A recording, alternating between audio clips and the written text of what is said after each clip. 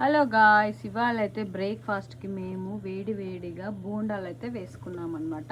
So మరి బోండాలు ఎలా వేసామో చూసేద్దామా.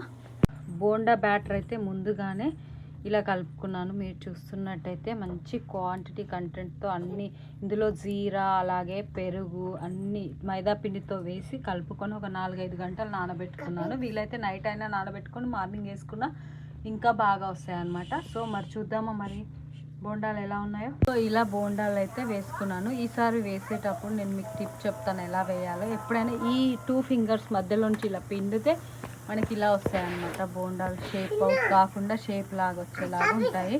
సో చూస్తున్నారు కదా ఫ్రెండ్స్, బోండాలు అంటే ఎవరికైనా చలికాలంలో ఎస్పెషల్గా బోండాలు తింటుంటే మార్నింగ్ బ్రేక్ఫాస్ట్ బోండా తింటే మనకి కొంచెం ఆకలి కూడా లేట్ అవుతుందని మోస్ట్ ఆఫ్ ది వాళ్ళైతే ఎక్కువగా బోండాలు ప్రిఫర్ చేస్తారు. ఇది ఫ్రెండ్స్ ఇవాళ వీడియో. ఈ వీడియో మీ అందరికీ నచ్చితే లైక్ చేయండి, షేర్ చేయండి.